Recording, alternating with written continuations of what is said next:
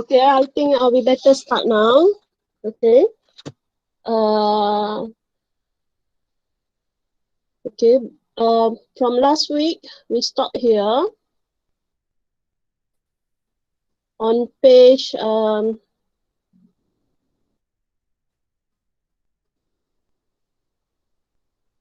page 237. Okay. We will start at example 7. Okay. Figure 4.1.12, which is this graph here, is the graph of the function x is equal to x plus 2 sine x over the interval 0 up to 2 pi. So this is from 0 up to 2 pi. Use the first and second derivative of f to determine whether f is increasing, decreasing, concave up, and concave down. Okay. Locate all inflection points. So this inflection point is normally when you have f double prime is equal to 0. Okay. Okay. So the function is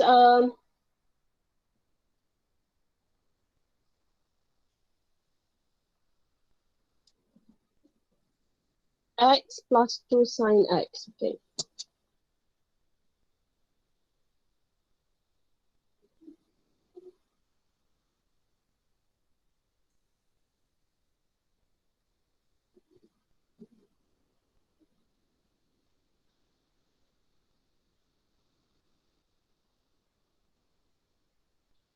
Okay. So we have a function.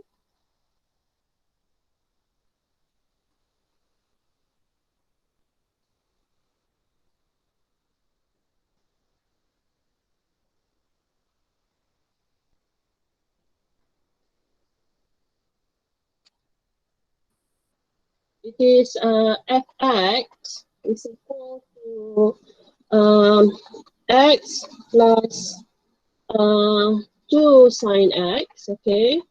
We want to find the interval where this function is increasing, decreasing, concave up, and concave down based on the first and the second derivative test. So from the first derivative test, firstly we have to differentiate the function.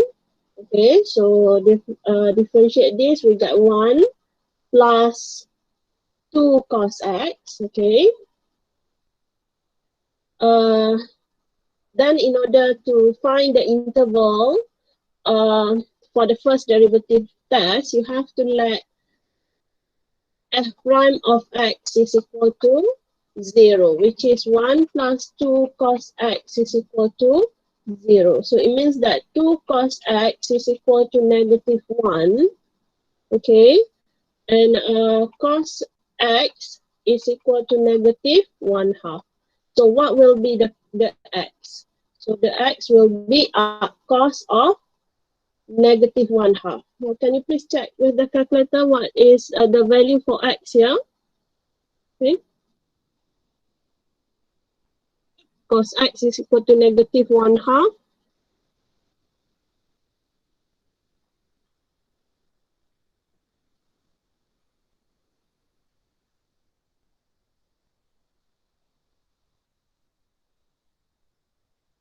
$120.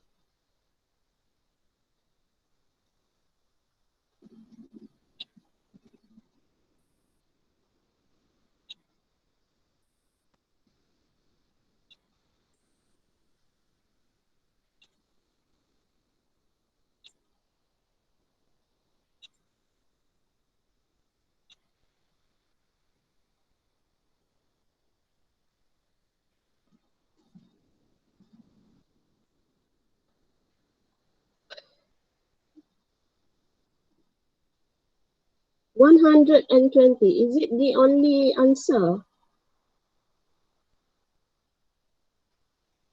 You have from 0.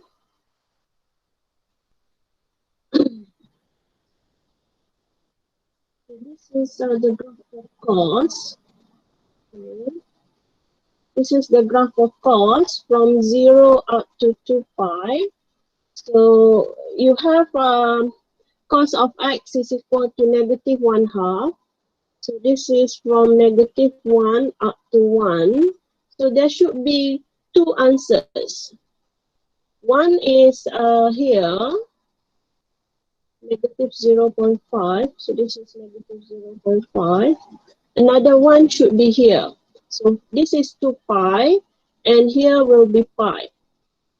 100 and pi is 100 and, sorry, pi is 180 degrees. So if you say it is 120, it is the value of this point here. Okay? So you have another one, which is 180 plus, so the distance from this up to this should be 60. So 180 plus 60, it gives you 240. So this point here is 240 degrees. So there are two answers. One is when x is equal to 120 degrees, and another one is when you have when the x is 240 degrees. Okay. Or in terms of pi, it can be written as 2 pi over 3 and 4 pi over 3. 2 pi over 3 or 4 pi over 3. Okay, so there are two answers for x. Okay, and then you can set the interval. So the interval should be from 0 up to 2 pi. So firstly, you have 0 up to 2 pi divided by 3. Okay, so this is the first interval. The second interval will be 2 pi over 3 up to 4 pi, 4 pi over 3. Okay, so this is another interval. Okay, and then the fourth one will be 4 pi over 3 up to 2 pi. Okay, okay, and then so you have 1, 2, and 3, three intervals. This is an interval. We're going to use first derivative test. So for the first derivative test, the second column will be sine of f prime. Okay, f prime. So can you please take any values between 0 and 2 pi over 3 to decide the value of f prime for the first, second, and third interval here.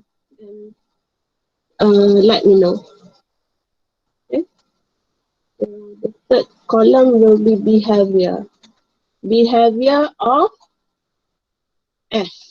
Okay, because the sign of f prime will reflect the behavior of f. So what is the sign of the first interval?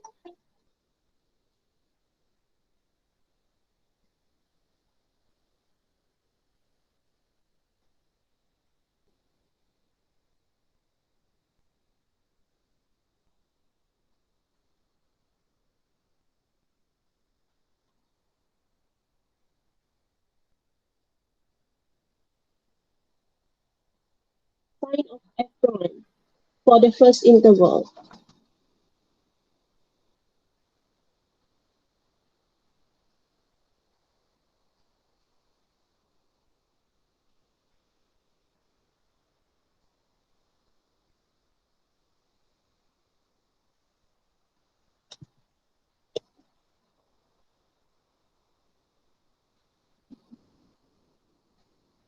Positive. How about the second one? This is positive. This one is positive. So it means that the behavior of f is increasing. It's increasing for the first interval. Okay. What about the second one?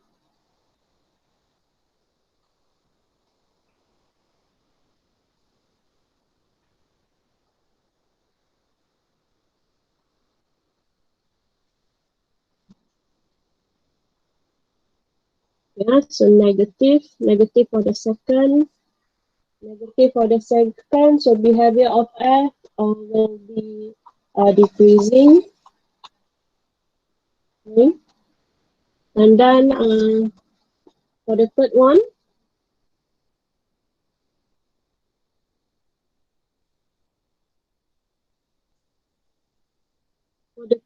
will be positive. Okay. So this is um, from the first derivative test. And then we can also check for the concavity because the questions also ask for to check for the concavity. Okay, so we have to use the second derivative test. Okay, so f prime is 1 plus 2 cos x. Okay, so f prime is 2 plus, sorry, is it 2? Yes, 1 plus 2 cos x.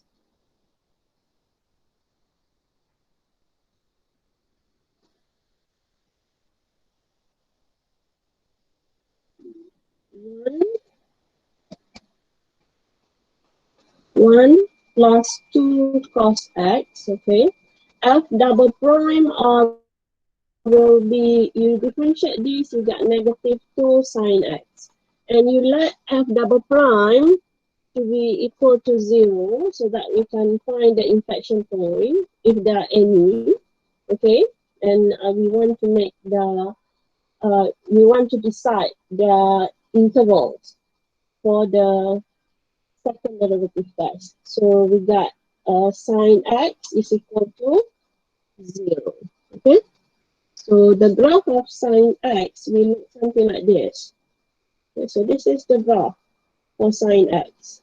Okay, so here will be 2 pi and this will be pi. So in between 0 and 2 pi, we have several points. One is x equal to 0, which is this point here.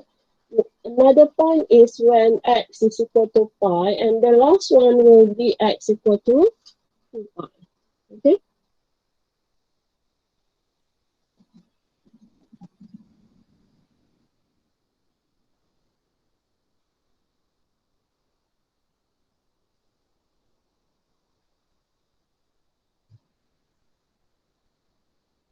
Okay. From there, you can write the interval, which is it start from 0 up to 2 pi. So we start with 0. 0, sorry, 0 up to pi. Okay, so this is the first interval. The second one will be, sorry, pi up to 0 up to pi and pi up to 2 pi. Okay,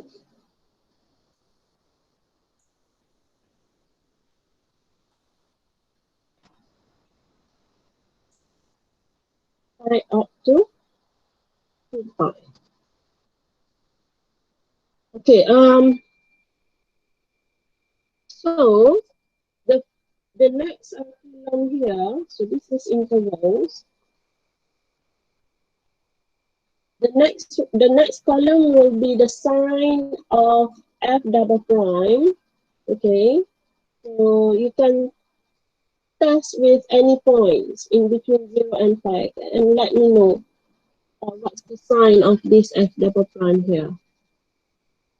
Okay, can you please check in your calculator?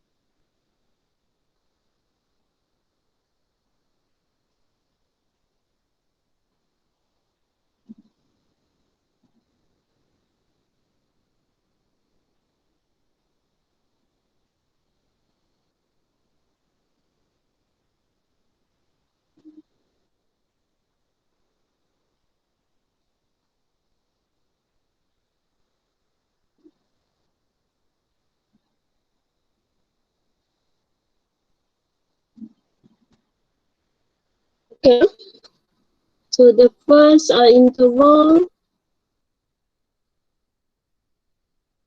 negative, positive for the second. Negative, okay. So the first interval is negative, the second one will be positive. So for the third column, we will have concavity. Okay, so for the negative, it will be concave down. Okay, concave down. And for the positive, it will be concave up. Okay, so if you look at here, um, you already have not enough information to draw because you still need to plot. Okay, so let's plot the graph of f. Okay, so we need to get the value, sorry, the coordinate of y when x is equal to 120, okay, and 240. So what will be the value for f of 2 pi divided by 3, okay, and f of 4 pi divided by 3, okay, for the coordinate.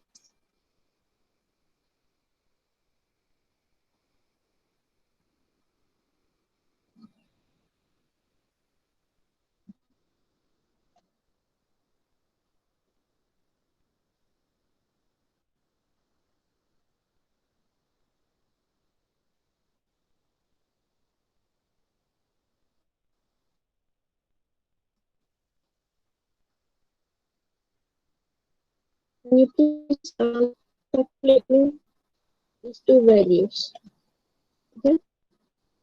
And then what else? We might want to know the starting and the ending point as well. So the starting will be f of 0 and the ending will be f of 2 pi. Okay.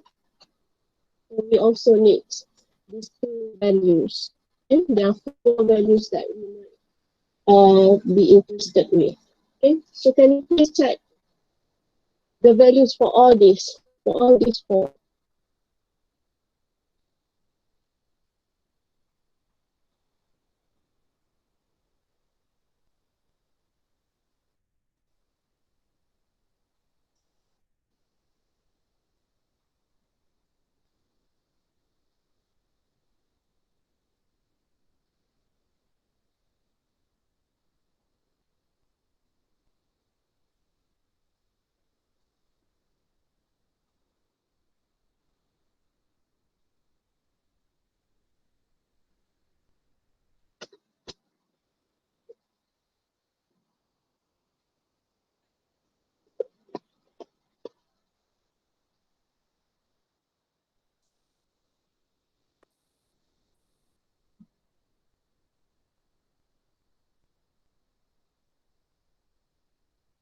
Okay, can someone please tell me the value for f0, f2 pi, f2 pi divided by 3, and 4 pi, f of 4 pi divided by 3.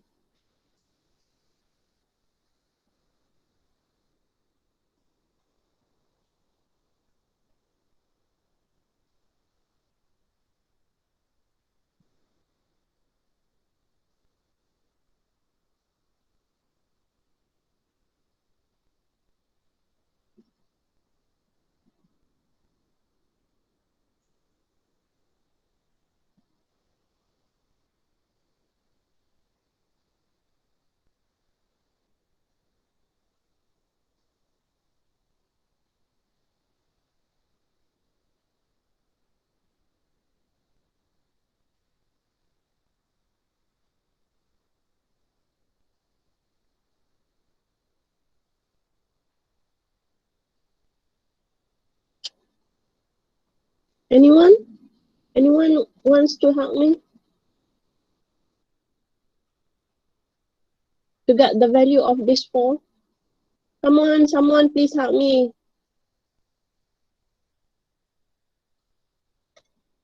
F, you just substitute in this, the original F here. F of x is equal to x plus 2 sine x. So when x is equal to 0, this one will be 0. 2 sine 0, so it will be 0. Okay? This one gives you 0. And then for 2 pi, fx is equal to 2 pi plus 2 sine 2 pi. Sine 2 pi is 0, so the answer will be 2 pi. Okay? Now what about this one? Sine 120, what will be the answer for sine 120? Can you please check the calculator?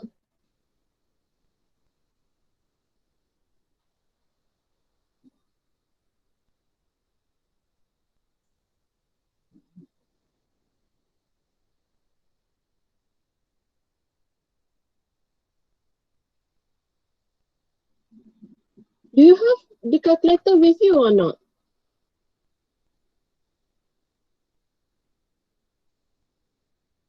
F100, 1 to 1, 1 to 1.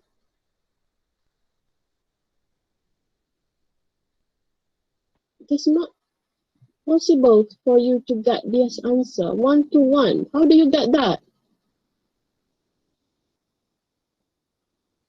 Sine 120 is 0.86.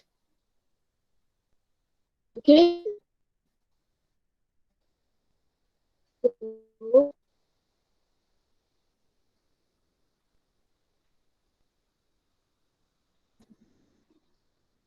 120, which is in this case it is 2 pi divided by 3, okay, plus 2 multiply with 0.6, 0.86, okay. And then you have to change this pi so that it is, what is the value for pi in radian?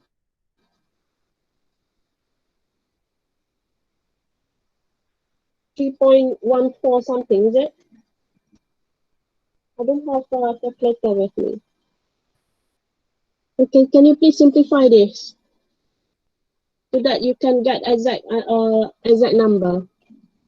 We change the pi so that it is in terms of numbers. So pi is 22 divided by 7, or your calculator might compute this as 3.142 something.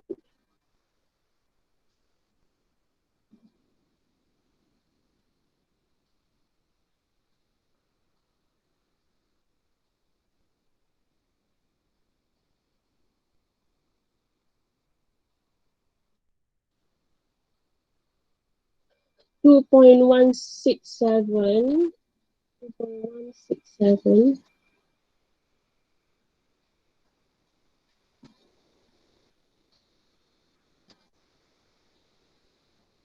I got several answers here. I don't know which one I can trust. Okay, let's calculate this myself. Okay. Let's use programming code. Which is, in my case, I always use Mathematica. Okay.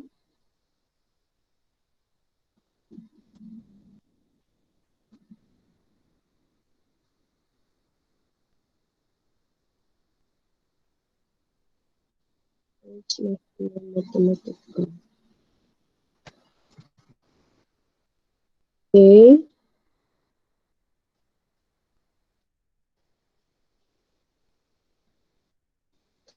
2 pi divided by 3. So it is x plus 2 sin x.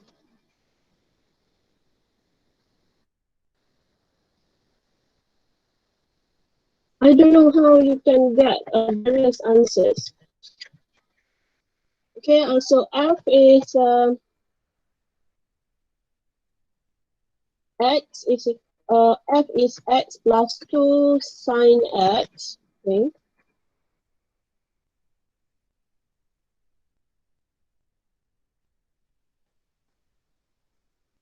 Let's denote x as 2 pi divided by 3. Okay, and then to find the value for x numerically. So we have to put n here. So the answer will be 3.82. Anyone get the correct answer? The same answer, 3.826.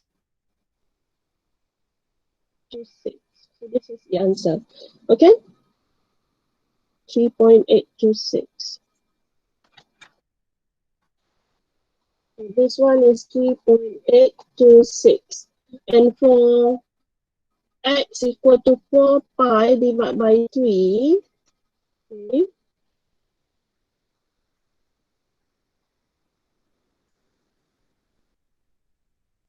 3.82645.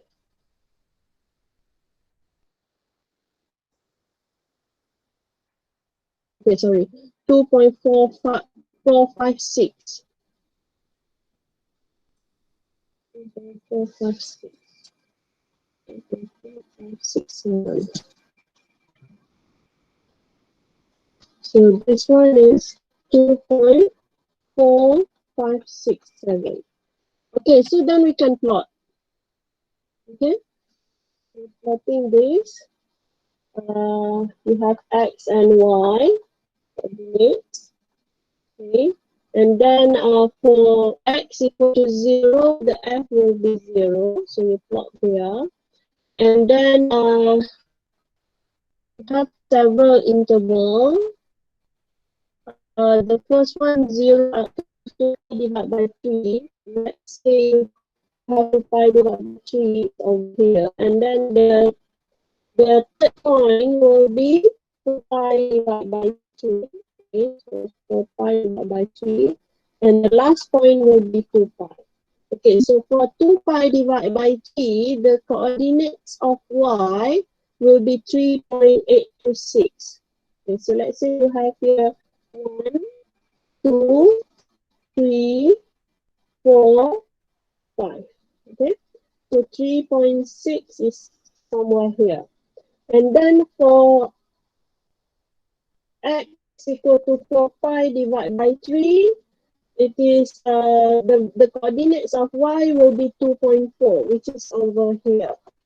Okay, so if you look at here, the graph will be increasing up to this point, and then it decrease, and then after that it increase again.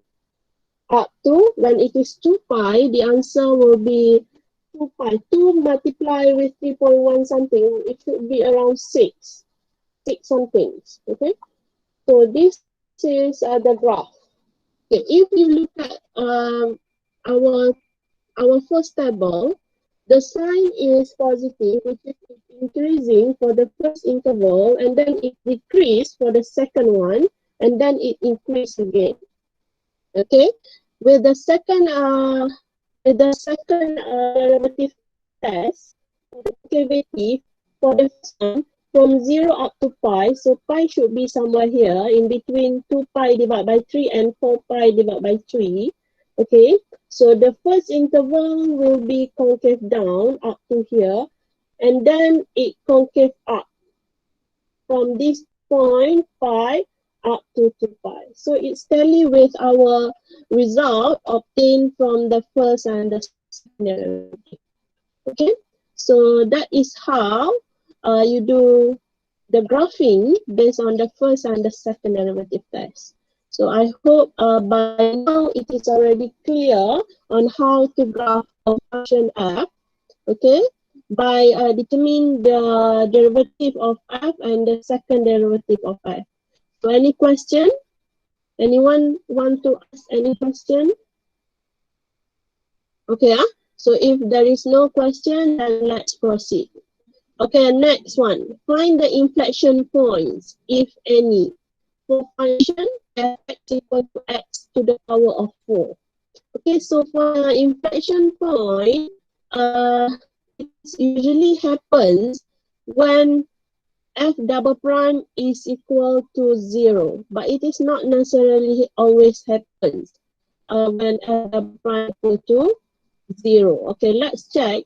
Okay, so f prime is equal to x to the power of 4. So you differentiate for the first time, you get 4x to the power of 3.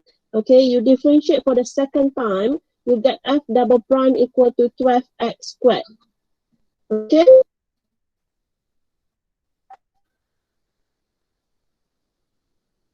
Okay, and then if you let f double prime equal to 0, you will get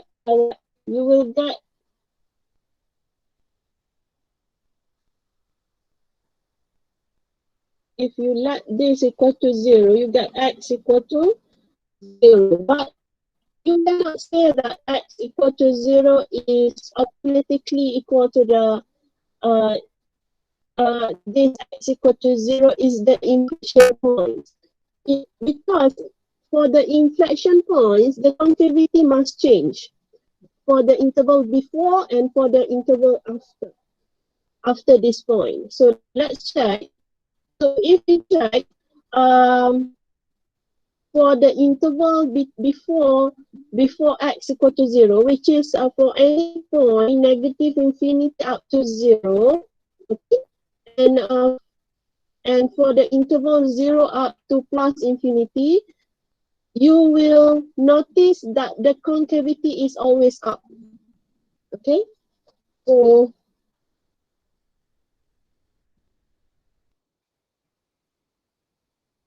let's say you have fx equal to x to the power of 4.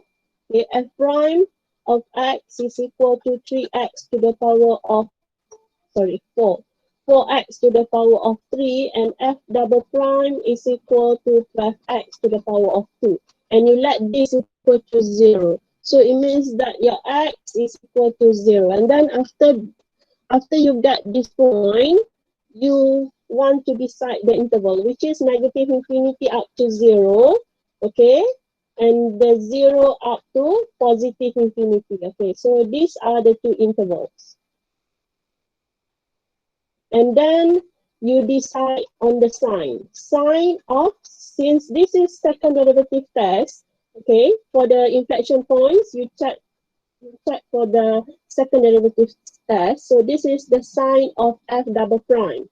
Okay, so for any point in between this interval, this one, you can check with your calculator. It gives you positive.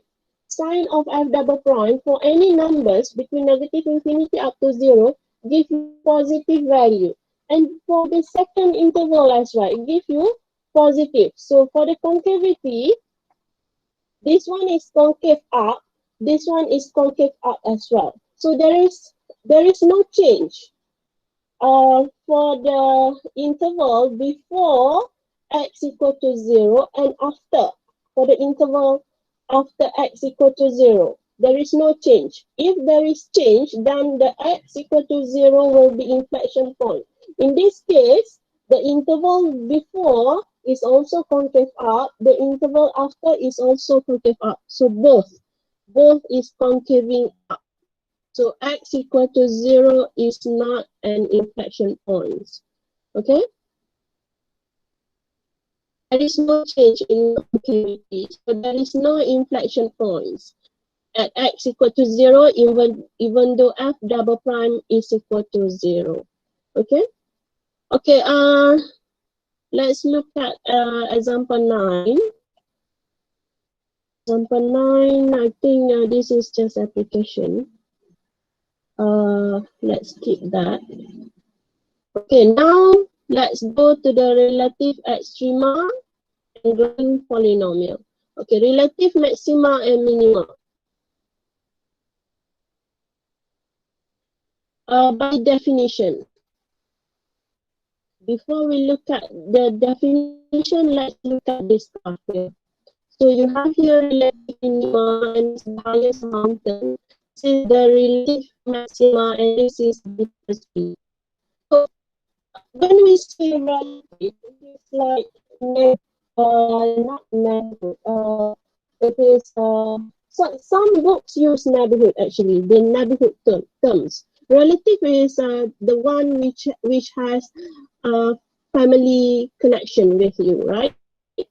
Uh, it means that the point is a something which is a point which is close to you. Okay, and then you have here highest mountain. If you look at all the behavior for all these highest mountain and relative minima, you may notice that at this point, the f prime, they are all equal to 0. You have f prime here equal to 0. So the slope of the tangent line at each of this point is 0. So that's why f prime is equal to 0. Okay, for this point here, this point here also, they are all equal to 0. They are reaching the peak when f prime is equal to, f prime is equal to 0. Okay.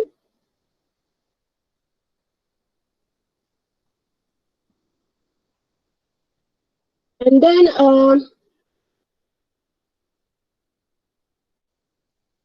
let's look at example 1. We can see from figure 4.22,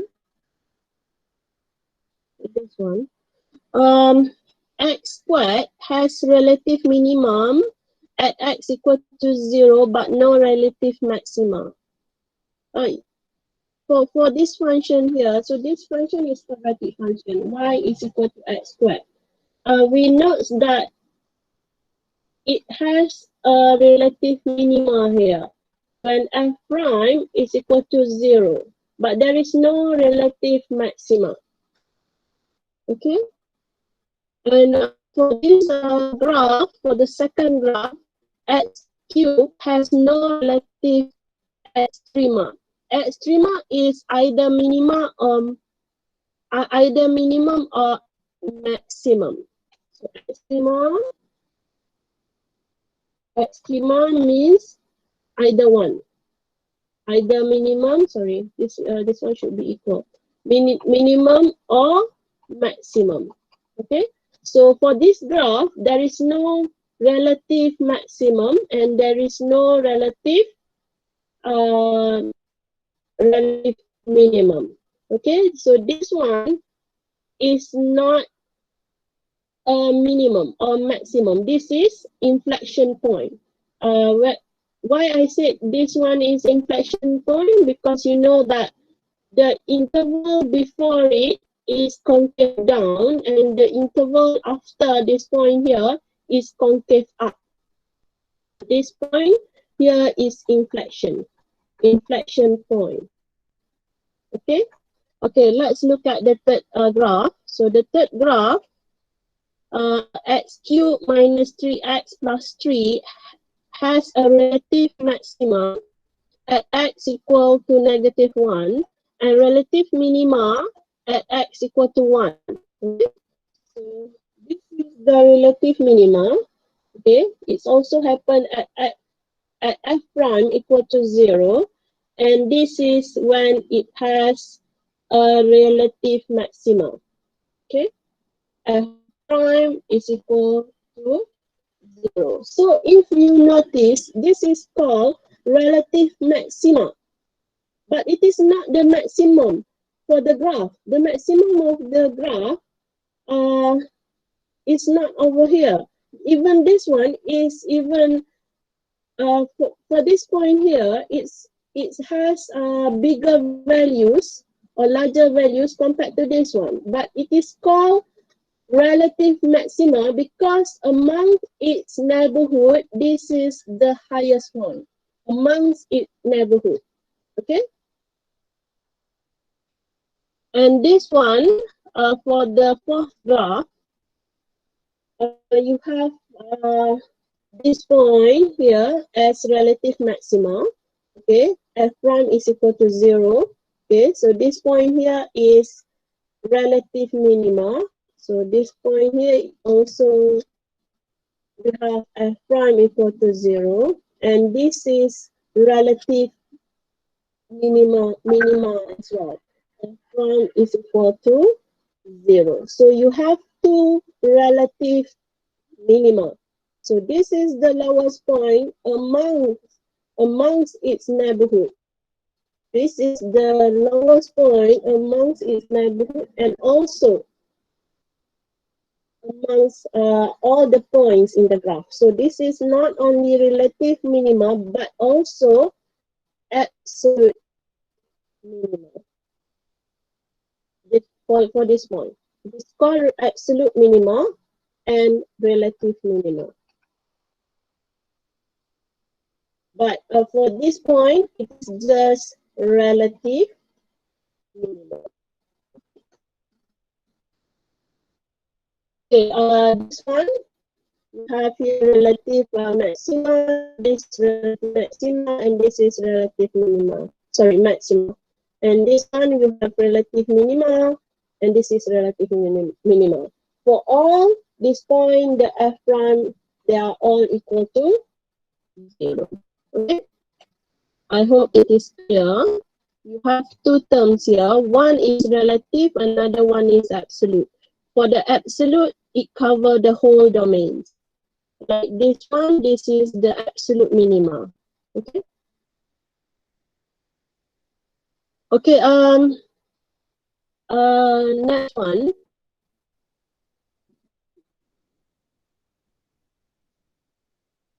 I think we have learned that a function is not differentiable at a corner point. Okay. At a corner point like this one, this is point of non-differentiable. This is also the point of non-differentiable because there is a corner point here. It is a corner point. Okay. For differentiability to exist, the graph must be smooth. You cannot have sharp corner. You cannot have sharp corner at that time. Okay. Next term is critical points. So what is critical points? Critical point is when you have f prime equal to 0 or f is not differentiable. So there are two things that make a function critical point, which is the first one is when f prime is equal to 0. Another one is f is not differentiable. Okay, so let's look at example 2. Find all critical points for fx equal to x cubed minus 3x plus 1. Okay.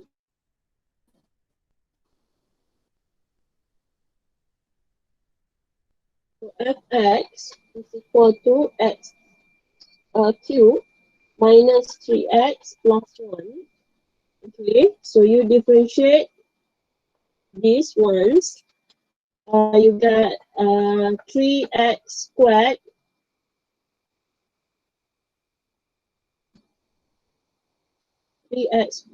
minus 3. Okay, so is it possible for any point of x to be not differentiable? It's not possible because x, this function here is a polynomial. This is a polynomial. F prime here is a polynomial, 3x squared minus 3.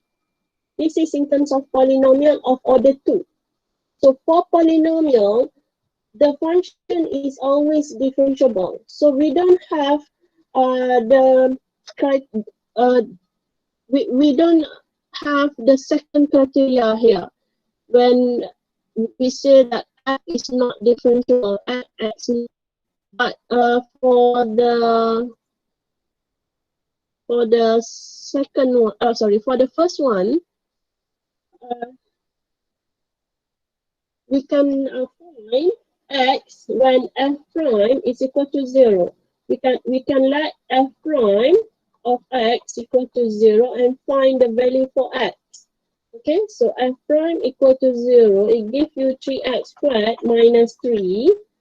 Okay, so 3x squared is equal to 3. X squared is equal to 1. It gives you x is equal to plus and minus 1. Okay, so these are the critical points. X is equal to negative 1 and x equal to 1. Okay, the critical points happens at x equal to negative 1 and x equal to 1.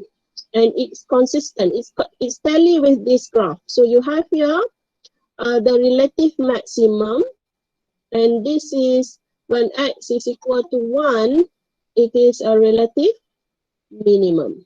Okay, if you want to sketch the graph, you can proceed with the first and the second derivative and see and decide the interval for which the function is increasing, decreasing, and increasing. And we can check the connectivity with the second derivative test.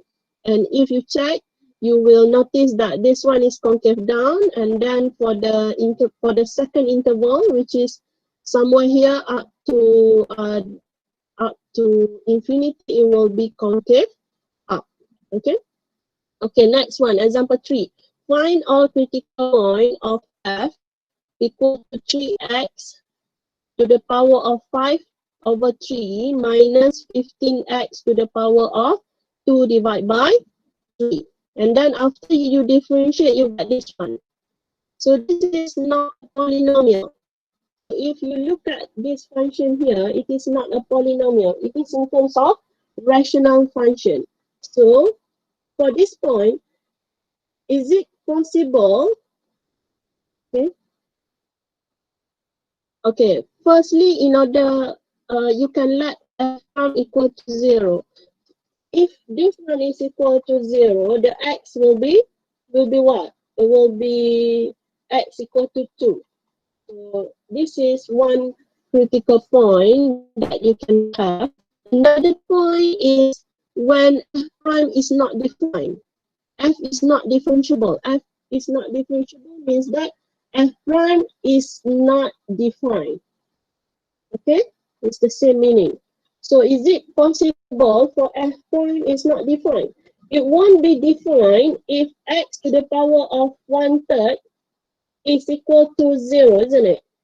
So here, x to the power of 1/3 equal to 0, it gives you x equal to 0. So there are two critical points for this function. One is x equal to 2, and another one is x equal to 0. Okay? So there are two critical points. One is x equal to 2, another one is x equal to 0. Okay? And this is the graph.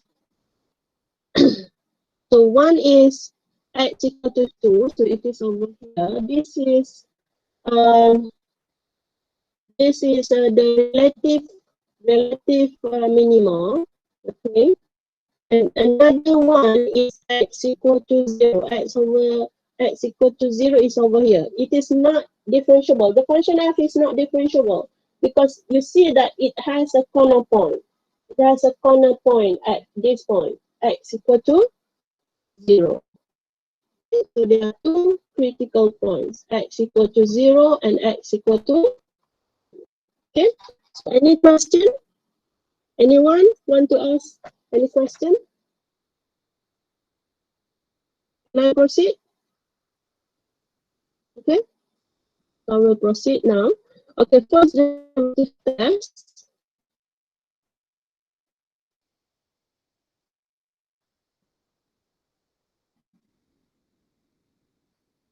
Okay, let's look at example 4. We show in example 3 that the function can have a point at x equal to 0 and x equal to 2. Okay. Figure 4.2 5 suggests that f has a relative maximum at x equal to 0 and a relative minima at x equal to 2. So we have relative maxima over here and relative minima over here. Okay. And then what?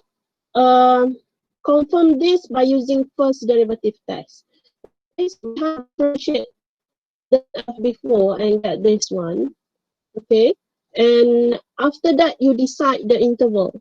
You know that you have x equal to 0 and x equal to 2 as the critical point. So your interval should be based on the critical point. So it is from negative infinity up to 0. Okay, so that will be the first interval. And then from 0 up to 2. And the third one will be 2 up to infinity. Okay. So this one is the first one, x less than 0, which is the same as our first interval here. The second one is 0 up to 2, okay, and 2 up to infinity. And then you check for the sign of f prime. F prime. For the first derivative test, you check for the sign of f prime. And here, somehow you get this one is plus, this is negative, and this is positive. Okay. So at x equal to 0, you have plus and negative. So it means that the graph will be something like this. So this one will obviously be a relative, will be plus and minus. So obviously this one will be relative minima. And over here you have minus and plus. So x equal to 2 is obviously a relative minima. Okay, so we have to confirm that by using our first derivative test. Okay. Okay, for the example 4,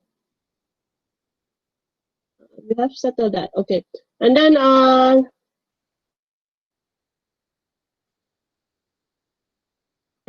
let's look at example 5. We still have the same example as before. Okay, is it the same one? No, it is not. This is just a polynomial. Okay, f prime. So f is equal to 3x to the power of 5 minus 5x to the power of 3. Okay, the questions asks you to find the relative extrema. So extrema means either minima or maxima. Okay, so fx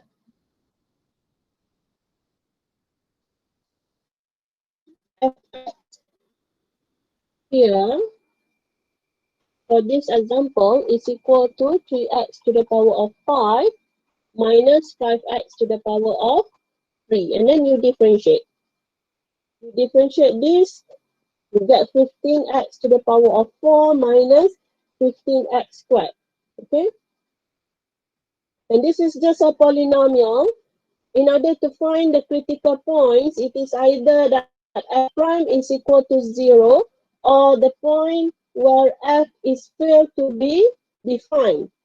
Okay, so it is either f prime equal to 0 or f prime not defined. But obviously, our f prime here is a polynomial. So f prime not defined is not happening here. So we just check for the first one, which is f prime equal to 0. So 15x to the power of 4 minus 15x squared equal to 0. Okay? So you factorize this, 15x squared, x squared minus 1 equal to 0. So x is equal to 0 and x squared is equal to 1. It gives you x equal to plus minus 1. So there are 3 points. One is 0, another one is plus and minus 1. Okay. What is the question again? The question asks you for the relative extrema. So we can use first derivative test. Okay. Okay, now we can decide the interval.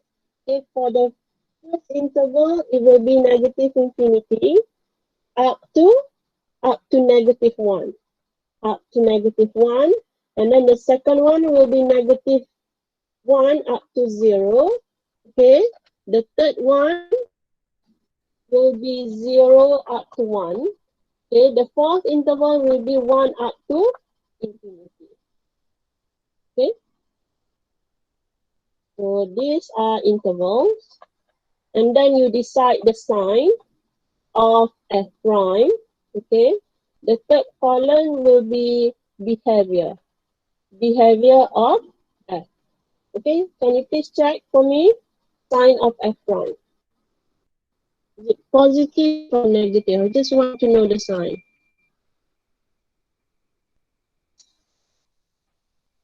For the first, second, and third and fourth interval.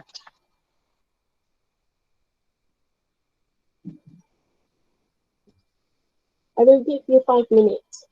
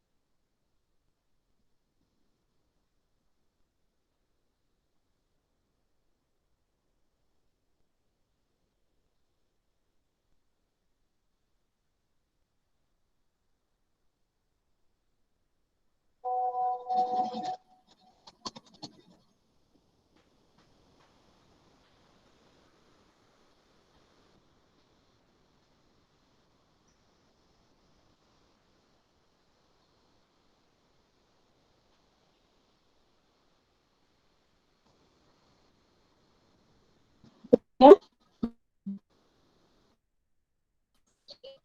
First interval.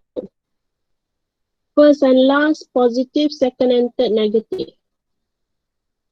First and last positive. This is positive. This is negative.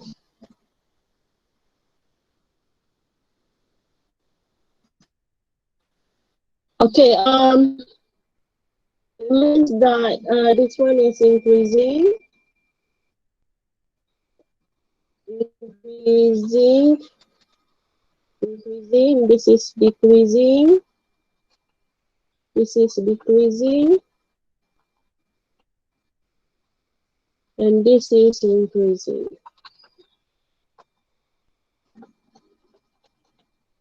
Okay, and then we can plot the graph. We can plot the graph, okay.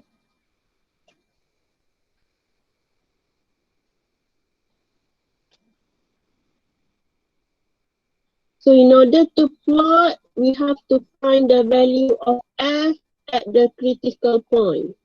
So f of 0, f of plus minus 1. Okay, so I need to find the value of f0, f of negative 1, okay, and also f of 1. Can you please check for me?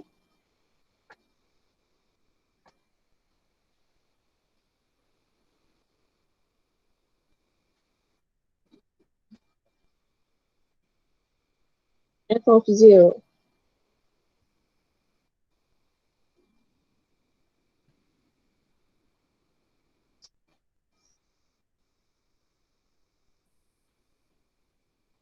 F of 0 is 0. Is it?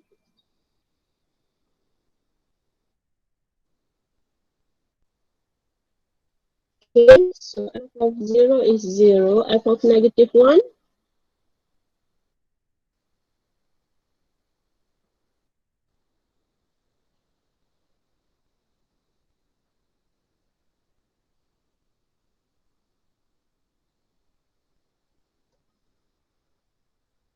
two negative, negative 1, 2.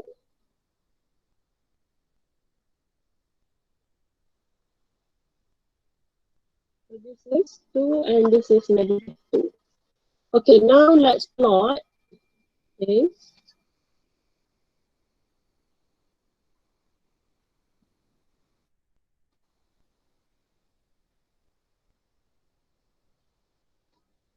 okay. So you have a f of 0, 0, 0. Okay, and then f of 1, negative 2. Okay, so here is 1.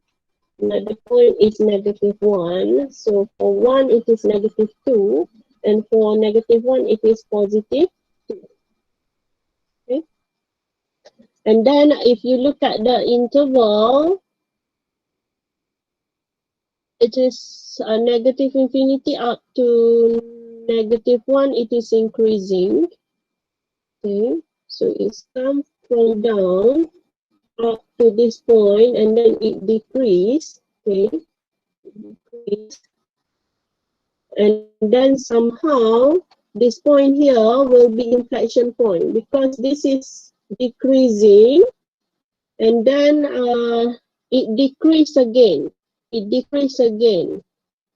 From 0 up to 1, it decrease again up to this point and then it increase. So this is how the graph will look like. Okay. So it means that this point here is not a relative minimum or relative maximum. This is an inflection point. You can confirm that this point is inflection point by checking the second derivative test. Okay, so and then for this point here, it is a relative maximum. And this is relative minimum. For all these 3 points, the f prime is equal to 0. So f prime for this point also equal to 0, and f prime at this point also equal to 0. Okay, let's check for this point. Okay, f prime at f0 for f0. So you have f prime is equal to 15x. Okay, 15 15x to the power of 4 minus 15x squared. Okay, so let's differentiate for the second derivative test. Okay, so f double prime is equal to, f prime first. F prime is equal to 15x to the power of 4 minus 15x squared. Okay, so f double prime will be 15 multiplied with 4. You have what? 60. 60x to the power of 3 minus 30x. Okay, and then you factorize this, you get 30x, okay, x squared minus 1. Okay, and you equate this equal to 0. It gives you x equal to 0. Okay, again, x equal to 0, and x equal to plus and minus 1. Okay, so from here you decide the interval. Okay, you decide the interval for the second derivative test. So from negative infinity up to negative 1, negative 1 up to 0, okay, and then from 0 up to 1, and then from 1 up to infinity. So these are intervals. And then for the second column, it will be the sign of f double prime. Okay, can you please check for me for the first interval?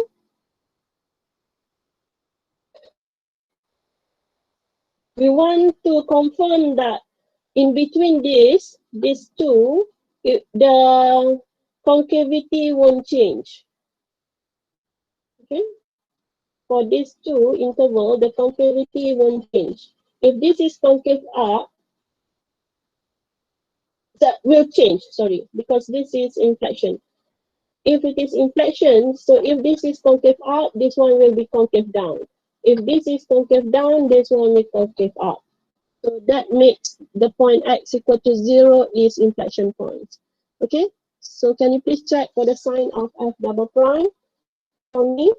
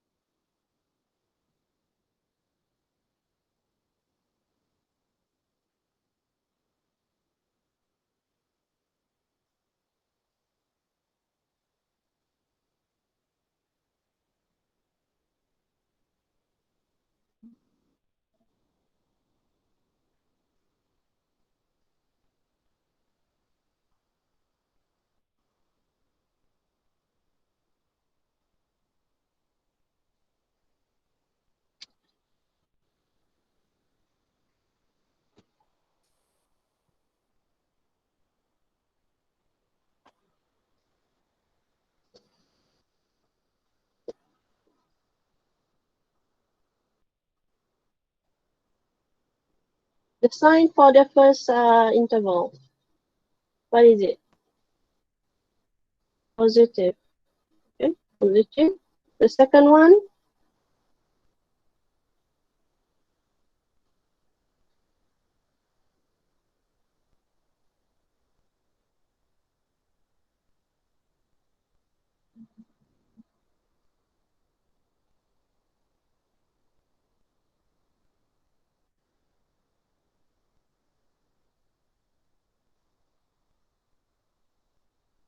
are you sure the first interval is positive? It shows here it's concave down from negative infinity up to negative 1.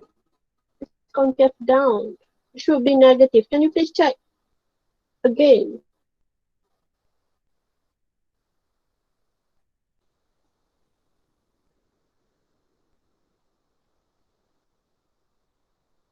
Negative, positive, negative, positive. Okay, so this is wrong. This one should be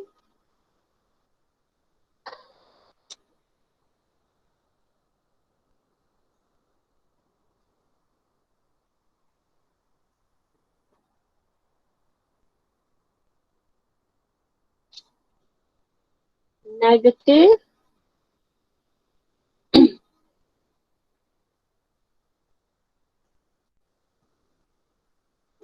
negative, positive, negative.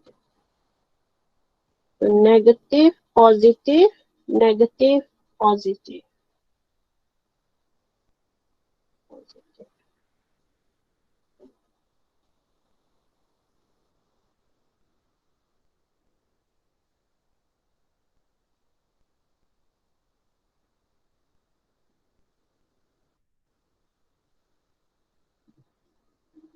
Okay, so from negative infinity up to negative 1, negative infinity up to negative 1, it is negative.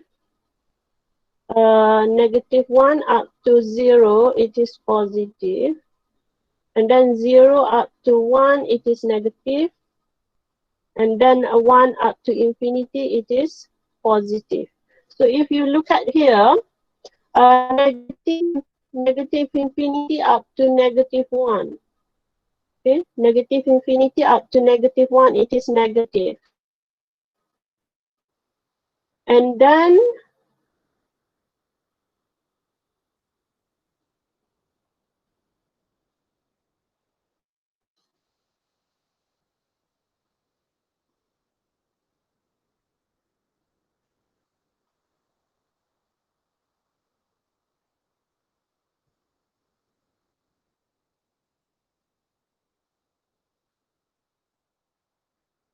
I think for this part, are you sure it is positive? It shows that it also concave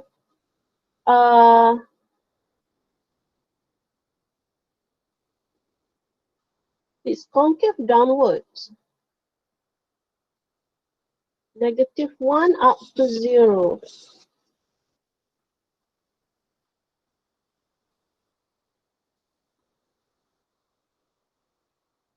Let's look at the function once again.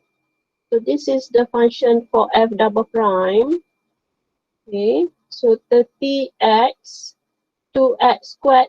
So I differentiate it wrongly, is it? This is not the derivative function that we got. So that answers why our result of calculation does not tally with the graph. So this is the result for f double prime.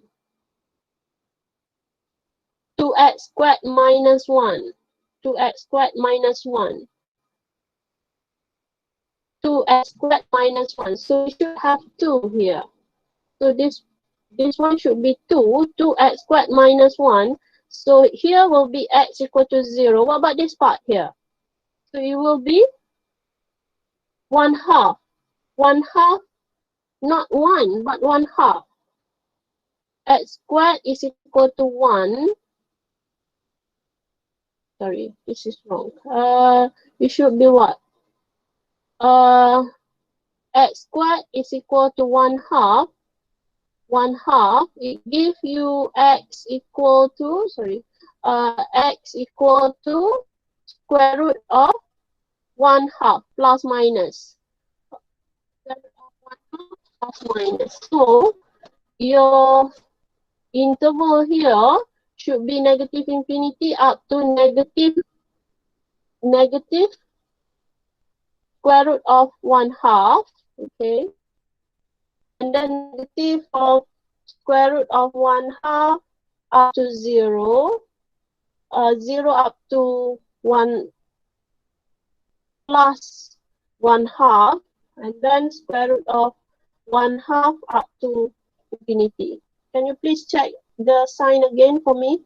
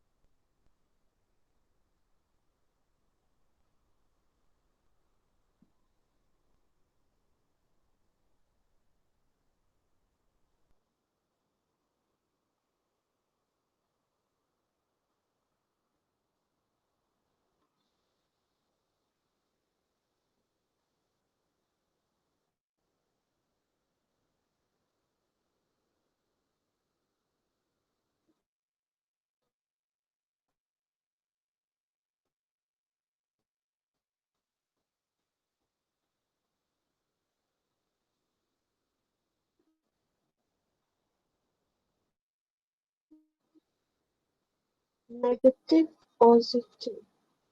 We have 4 intervals. We have 4 intervals. Negative, positive, positive is only for 3. We have 4 intervals here.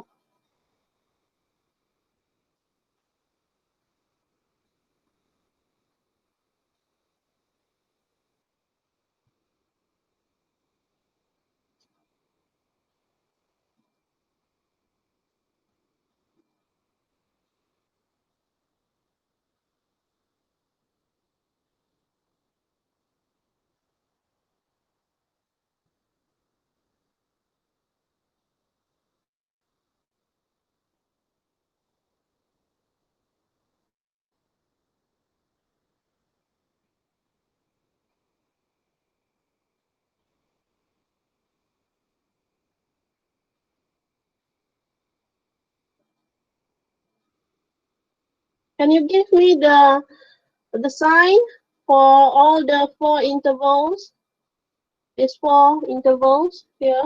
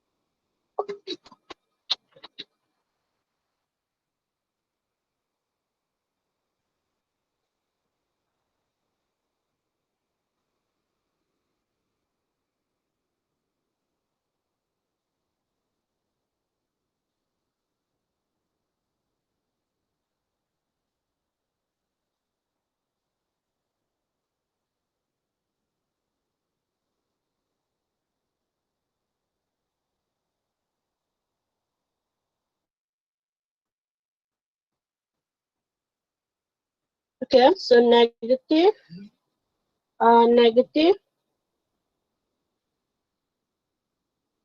negative, positive, negative, positive.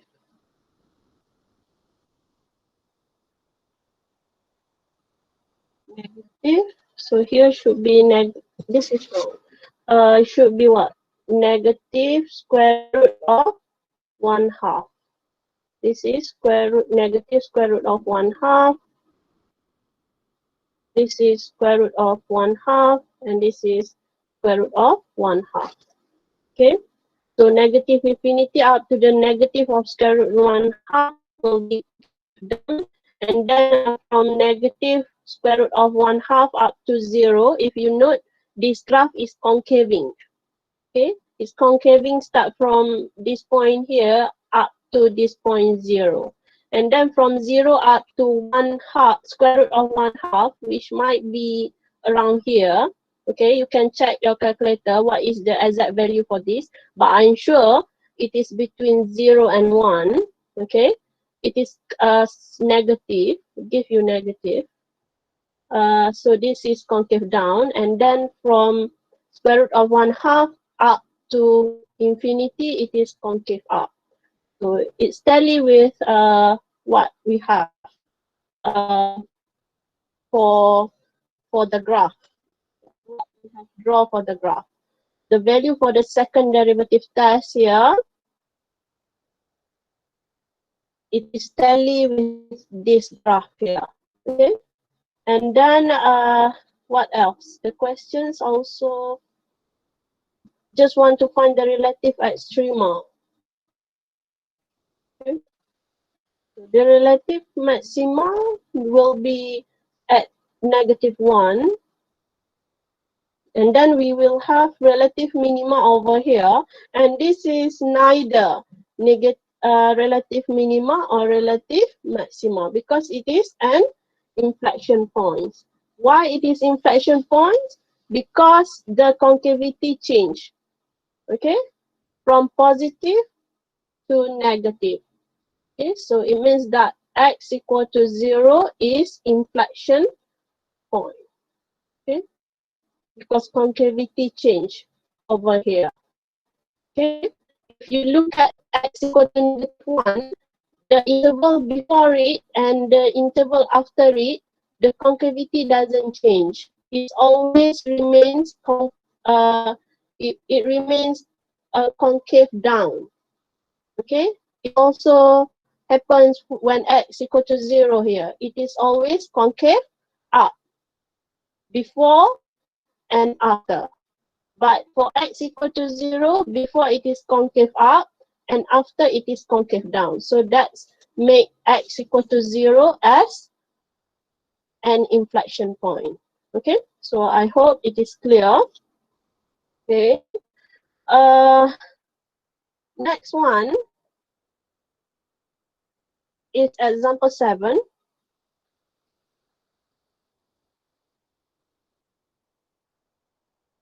I think this is not interesting.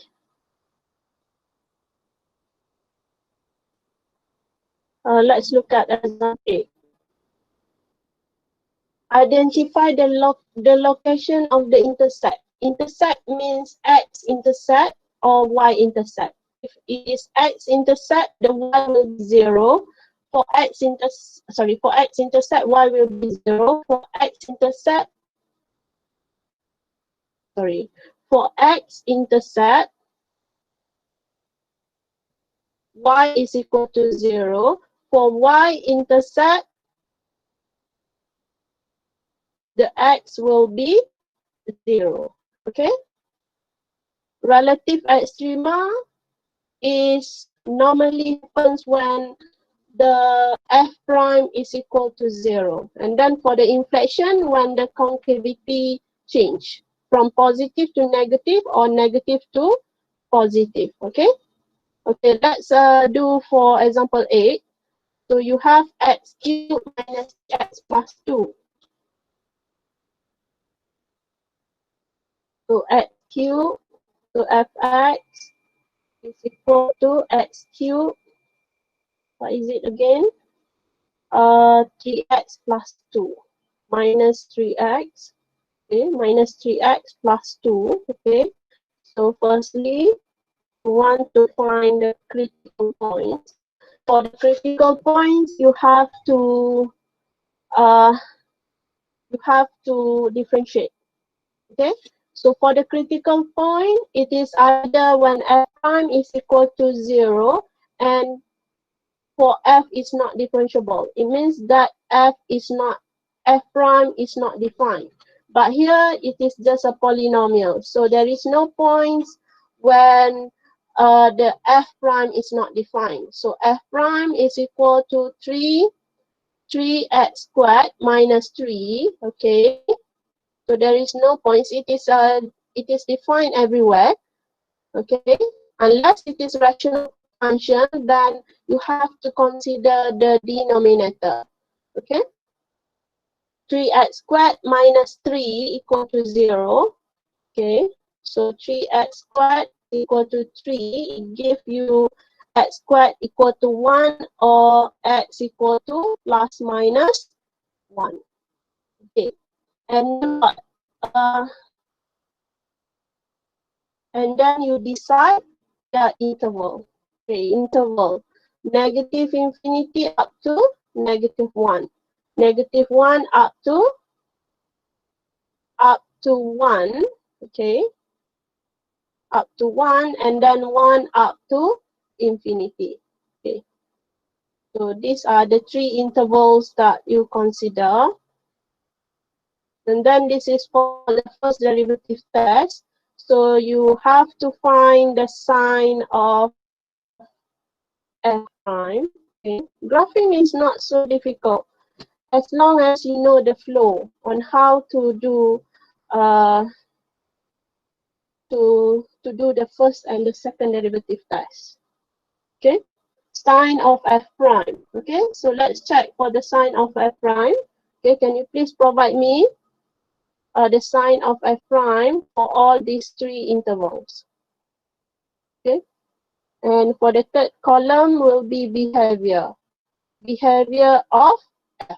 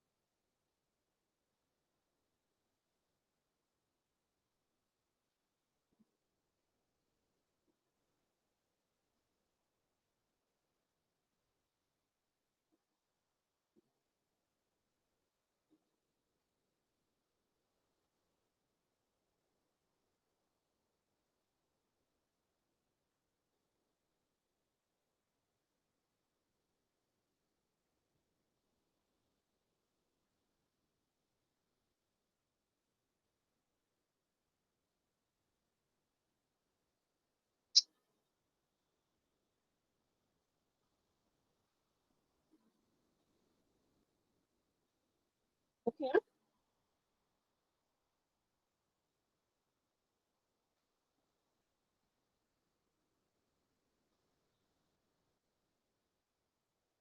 So positive, positive, agree. Positive, negative, positive.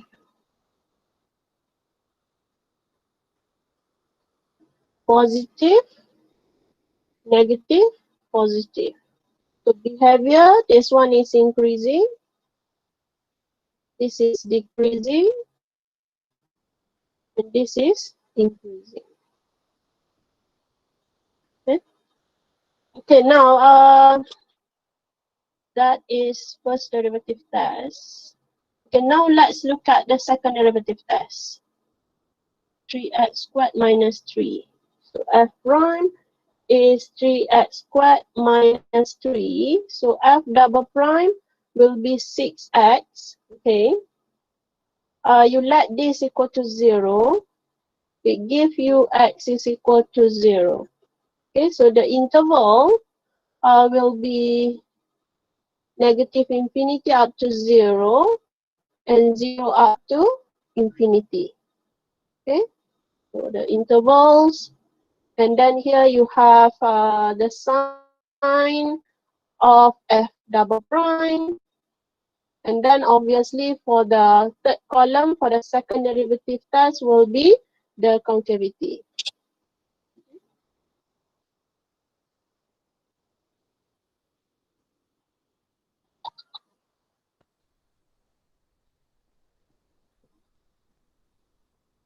Yeah, so I need the value for the sign of f double prime for the first and the second interval. Positive and positive. Positive and positive.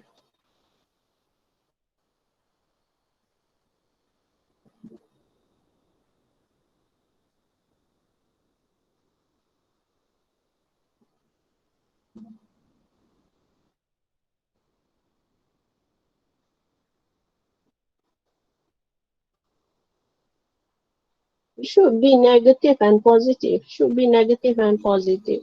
So first one will be concave down and the second one will be concave up. Okay? And after we have done the first and the second derivative, then it goes to plot. Okay? So what are the coordinates that we have to decide here? So obviously the coordinate for the critical points, our critical point is negative 1 and 1.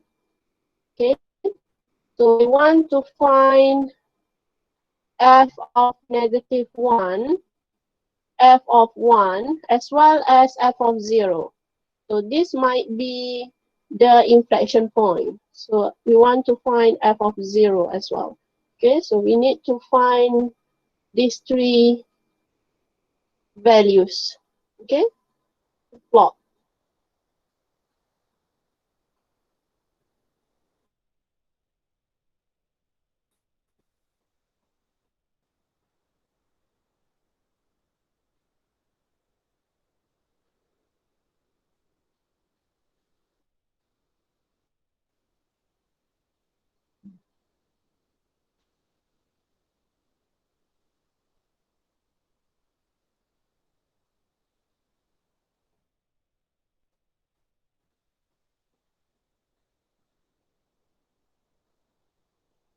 F of negative 1, f of 0, and f of 1. Anyone?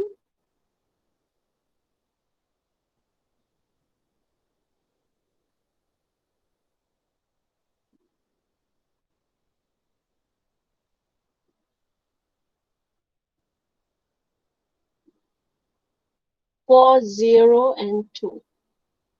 4, 0, and 2. 4,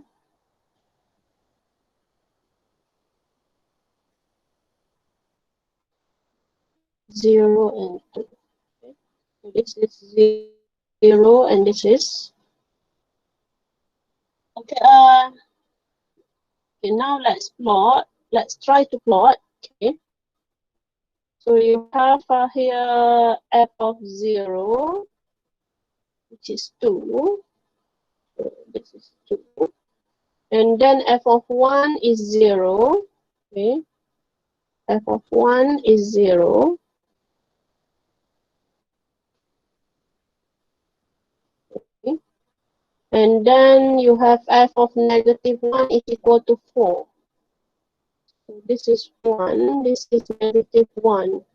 Is equal to 4. Okay. So this is 4. Okay, now we might be interested with the end behavior, the endpoints behavior. Okay, endpoints behavior. I think we have I have mentioned this before in the previous class. So endpoints behavior. For the endpoints behavior, we need to find the limit. The limit of f as x tends to negative infinity. Okay. And the limit of f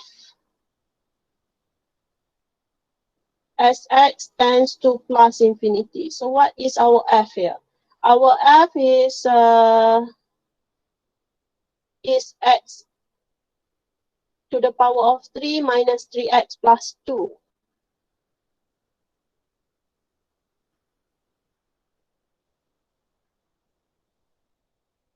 X cubed minus 3x plus 2. F is x cubed minus 3x plus 2. Okay, so when x is negative, okay, when x is tends to negative infinity to the power of 3, it will give you a big number of negative value. Okay, negatively a large number. So this point will be negative infinity.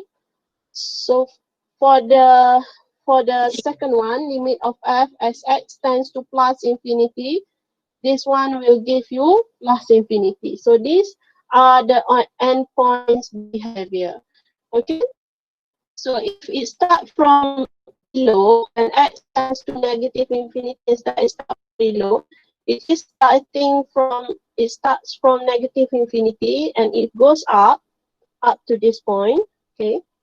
And then it goes down again, okay, and then it reach this point, and then it will goes up because the endpoints behavior for x tends to plus infinity is plus infinity. So this is the graph, okay. So if you look at here, x equal to 0, which is over here, okay, it's concave down for the interval before and it concave up for the interval after. So this point here is inflection point. Okay.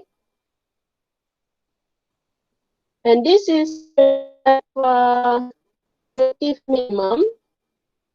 And this is our relative maximum. Okay.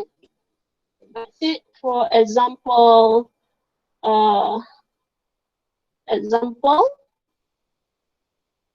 8. Okay. If you look at the solution also give you the x-intercept and the y-intercept. The x-intercept and the y-intercept is not difficult for you to find. For y-intercept, you just set x equal to 0. Sorry, for y-intercept, let x equal to 0. For x-intercept, you have to let y equal to 0. Okay, and find the value for x. Okay, once you get x and y-intercept, you can find the value for a long, you can find the graph that touch the this y-axis and this x-axis. Okay, so if you look at here, this is our y-intercept and this is our x-intercept. Okay, so I hope it is clear. Okay, any questions? No? Okay, let's proceed.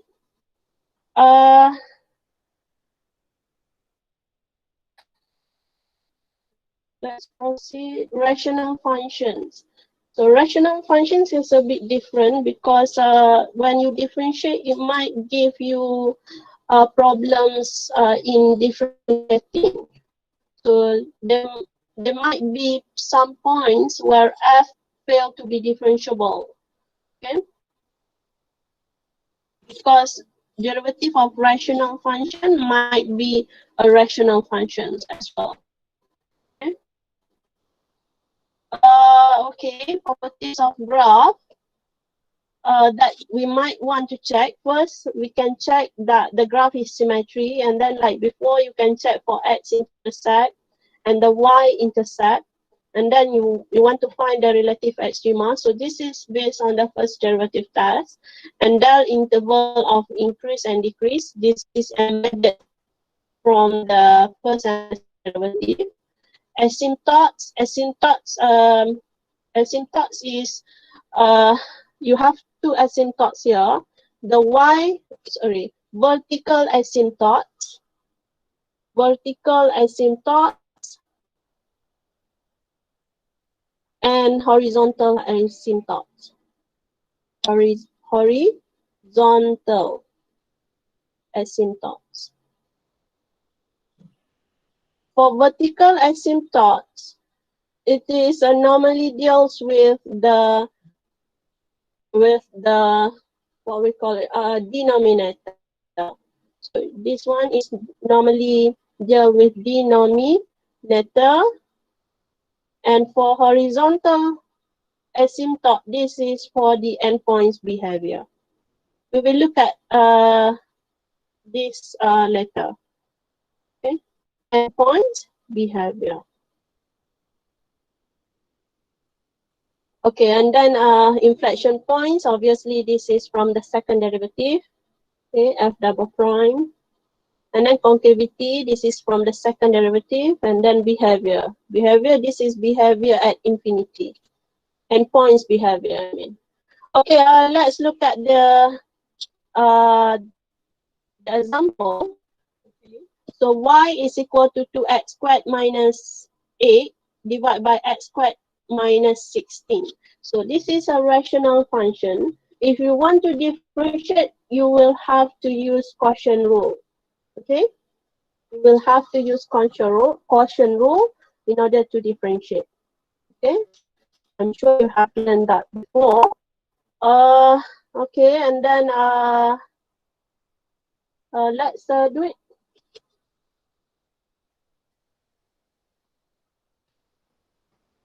Y is equal to 2x squared minus 8, x squared minus 16.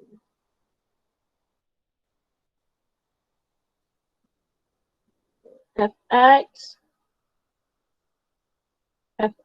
is equal to 2x squared minus 8 divided by x squared minus 16. This is your f. Okay. I think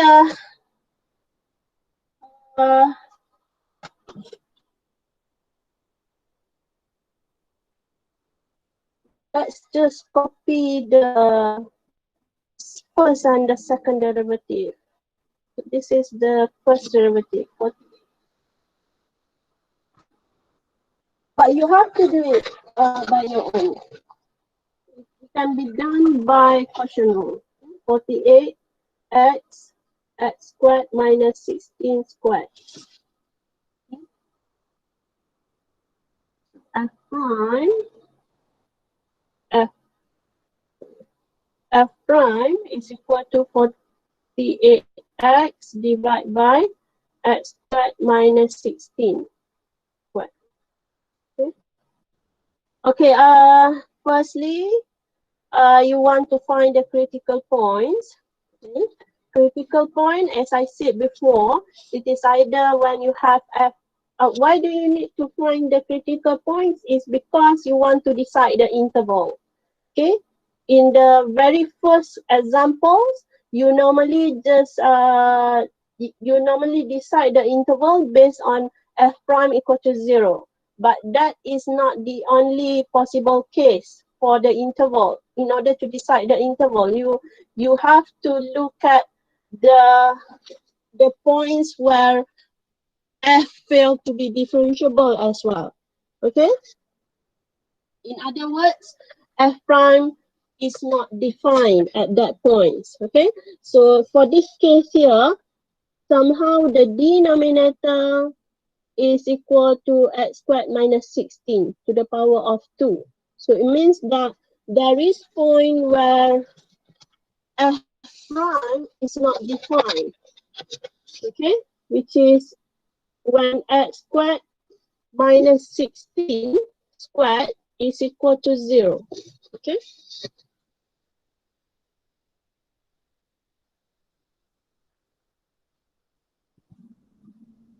So another point is when you have 48x is equal to 0. So you have x equal to 0 is one point. And another point is when you have x squared is equal to 16, it gives you x equal to plus minus square root of 16, it gives you 4. Plus minus 4. So from these 3 points, you decide the interval. Okay.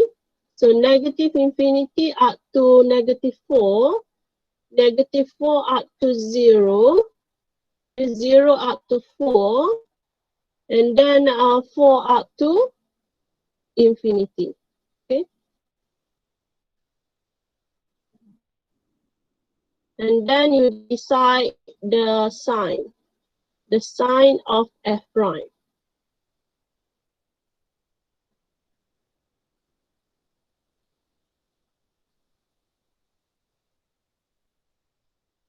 Okay, can you please provide me the values for the sign of f prime for the 4 intervals here?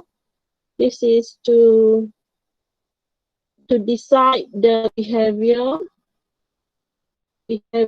of f. Okay.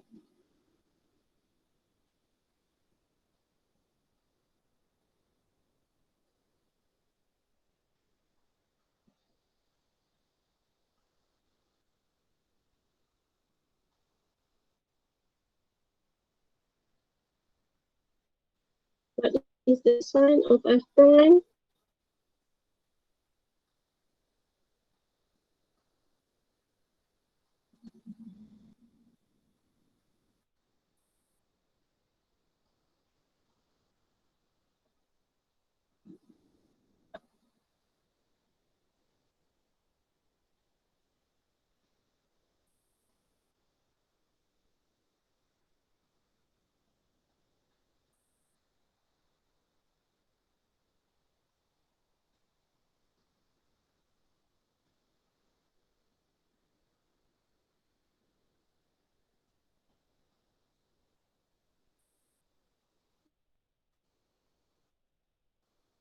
Negative, negative, positive, positive.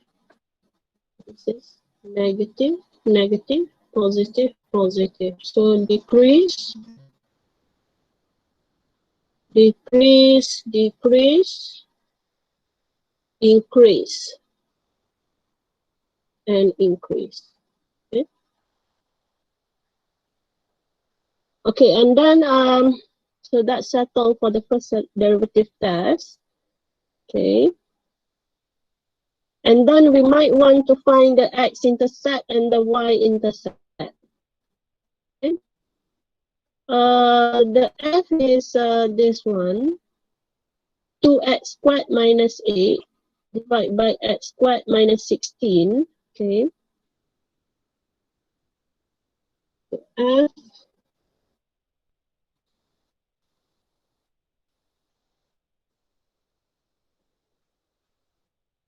x squared minus 8, 2x squared minus 8 divided by x squared minus 16. X squared minus 16.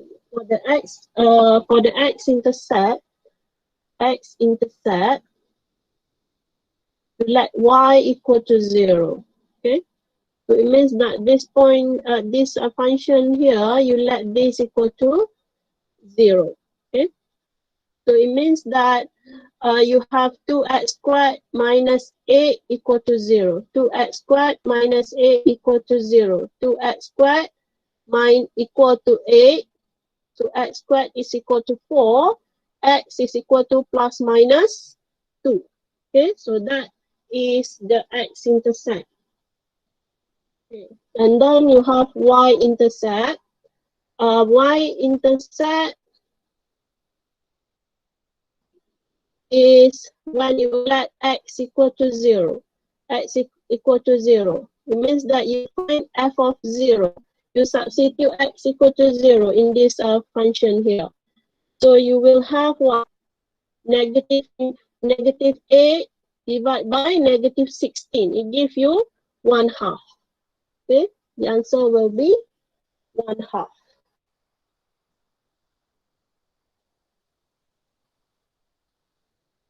Okay, and then what else? You can find the coordinates for f of negative 4 and f of 4. Okay, f of 4, f of negative 4, and f of 4. Okay. Please give me the answer.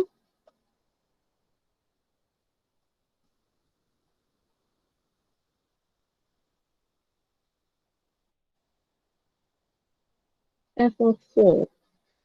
Where is the graph? If you go 4.3.1c, this one, F of 4. 4 will be the points. Okay. Of -4 and 4 is the horizontal asymptotes. Okay. It is horizontal asymptotes. If you look at here, you have when you find and also x equal to 0. Okay, you can find f of 0 as well. Oh, sorry, this is not 0. Okay, we need to find f of 0, but we might be interested with the coordinates for f -4 and 4, except that now these critical points is obtained when you have the denominator is equal to 0 here. For the critical points, there are two conditions to decide the critical points. One is f prime is equal to 0, and another one is f prime is not defined. In this case, f prime is not defined. So there is no point for us to find the coordinates at x equal to -4 and x equal to 4. So what we have to do here is to find, instead of finding the coordinates, we have to find the limit from the left and from the right of this point. Okay? So we have to find the limit of f at x tends to -4 from the left, limit of f as x tends to -4 from the right, okay, limit of f as x tends to +4 from the left, and the limit of f as x tends to +4 from the right. Okay, so you need to find the values for all these limit, these 4 limits. Okay, so I need this value f of 0 as well as these 4 limits. Can you please check it for me? F of 0 first. What is the value when x is equal to 0? I'm sure it can be calculated. Unlike f of 0, f of 4, and f of -4. F of 4 and f of -4 cannot be calculated because this point here is obtained, this critical point is obtained when f prime not defined. Or in other words, denominator is equal to 0. Okay, the denominator, when the denominator is equal to 0. Okay, when the denominator here is equal to 0. Can you please check for f of 0? F of 0 is 1/2. Okay, so this 1/2. What about this one? Fx. If you cannot find, if it is too difficult for you to find, let's try with some numbers, which is very close to -4 from the left of -4. You can or start with, let's say, x equal to from the left, -4.0001, and check for f. What will be the values of f if you take x equal to negative 4.0001. Okay.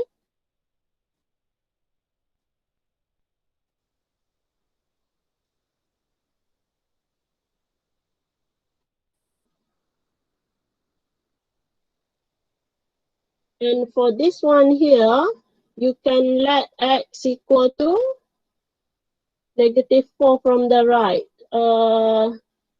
It could be what? Negative 3.999. Okay. And this one here, it is plus 4 from the left. So this point might be 3.999. Okay.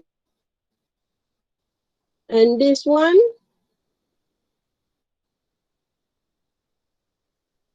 4.001. And check whether this is positively large number or negatively large number, or is it tends to 0 or some numbers, or some other numbers. Okay. If this one is negatively large numbers, then you can say that it is negative infinity. Okay. Let's check for this. What is the value? Is it negatively large number or positively large number or what? Anyone?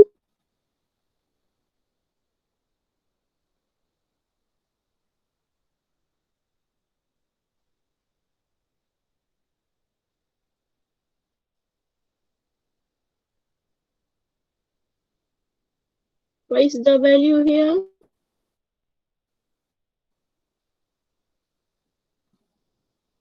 Negatively large. Negative 3. Negatively large for this one. Negative 3.9. Negative infinity. Okay. What about this part here?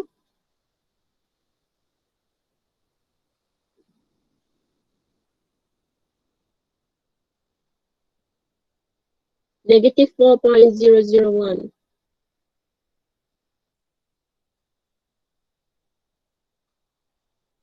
Same. This is negative infinity as well. I think you can calculate this. Let's refer to the graph. If we look at here from the left it is positive infinity. From the left, this one should be positive infinity. And then from the right here, negative infinity. This is negative infinity, and this is negative infinity. Okay, and this is positive infinity. Okay. So you can check with your calculator for all these values. Okay. And then what else? We already got the, okay. I think that's it. That's it. Then now let's plot. Okay. F of 0 is 1/2. Limit x tends, what about limit endpoints behavior?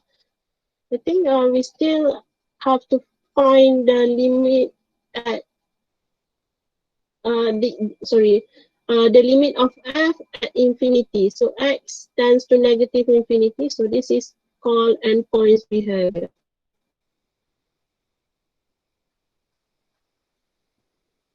Okay, so limit f as x tends to negative infinity, and limit of f as x tends to positive infinity. Okay.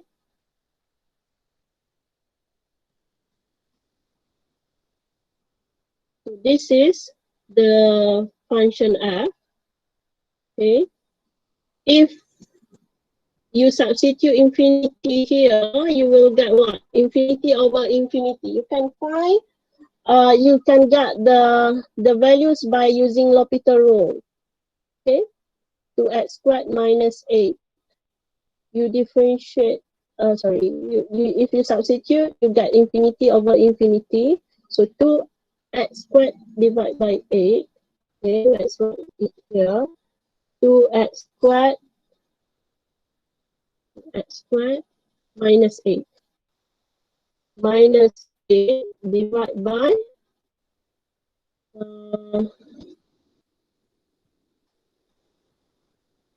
x squared minus 16. X squared minus 16.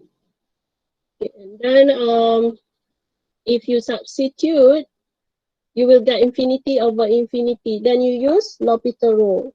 L'Hopital rules means that you differentiate this numerator as well as denominator. Okay. If you differentiate numerator, you will get what? 4x. You differentiate denominator, you get 2x. Once again, if you substitute negative infinity, it will give you infinity over infinity. So you differentiate once again, you will get 4 divided by 2. So the answer will be 2. Okay. This one also give you the same answer. It gives you 2 by L'Hopital rule. Okay. So let's plot the graph now. Okay. So how many points that we have here?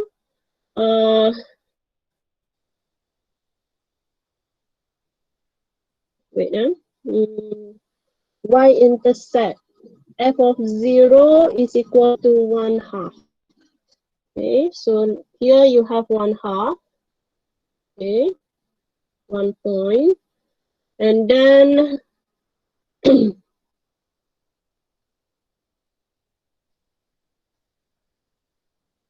x-intercept is y equal to 0. Y equal to 0 give you x equal to plus and minus 2. Okay, so we have 2 and then negative 2. Okay, 2 points. Okay, what else? I think that's it. And then you have what? You have this vertical asymptotes when x equal to negative 4 and x equal to 4. Okay, we will have vertical asymptotes at x equal to 4 and x equal to negative 4. This should be a straight line. Negative 4 and x equal to 4. Okay. Here it is vertical asymptotes. Okay, from the first derivative test, from negative 4 up to 4, it is negative 4 up to 0. Negative 4 up to 0.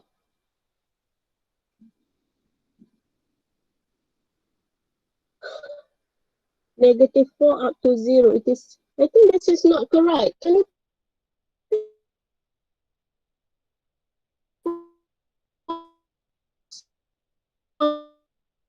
this one is negative, isn't it? Is it negative or positive? How are we going to plot if it is positive and negative? It should be something like this. It, it, it, it should cross this point and then cross this point and then it goes down up to this point. If you look at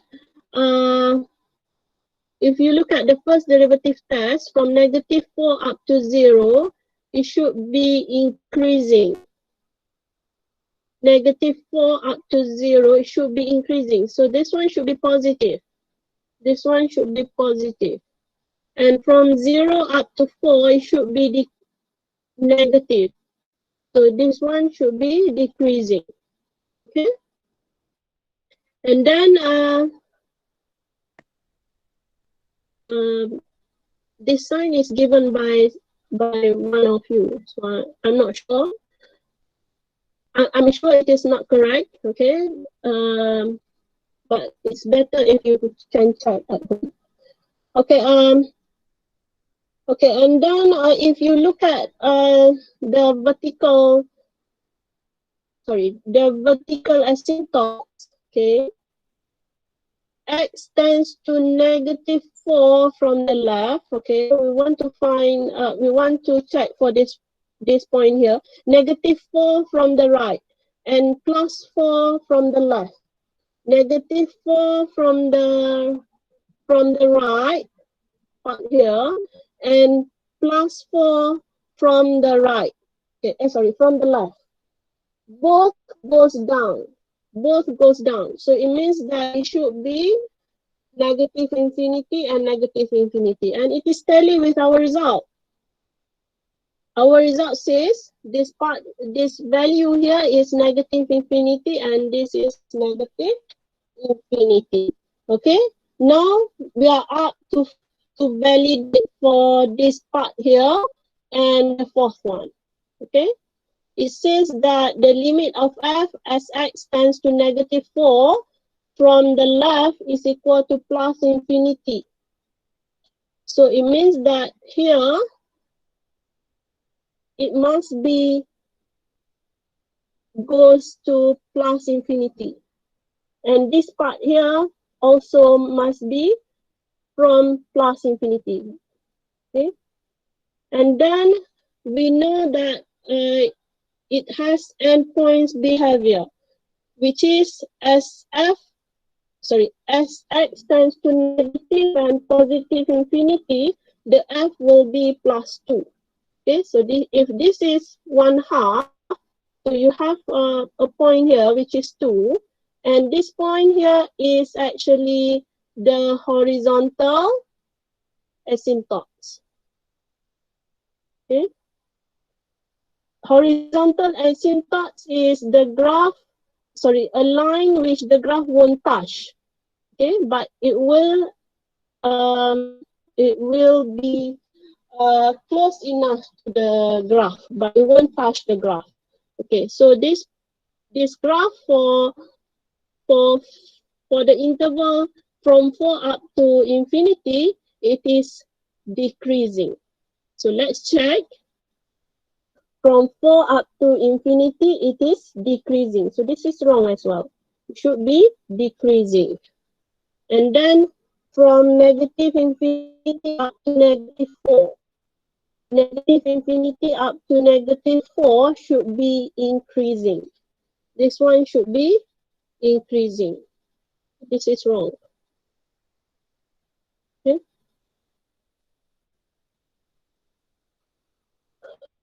Okay, so this part here, it is based on the endpoints behavior. So horizontal asymptote is from the endpoints behavior. And the vertical asymptote is from the denominator. Denominator of f prime is equal to 0. So you have to be careful when the denominator of f prime is equal to 0 as well as the endpoints behavior. For polynomial, it is okay. For f polynomial, you don't have to check carefully like this one. But this one is a rational function, so that's why you have to be extra careful. Okay, because you might be having the vertical asymptotes and the horizontal asymptote. Okay, so any questions? I'm sure it is a bit complicated, but it is not so difficult as long as you try it at home. Okay, I think that's it. It's already 4:45. Thank you very much for attending my class. For those who are still not sure, make sure you rewatch this video, the recorded video in my YouTube. Okay, let's finish the recording and then I'll say bye-bye.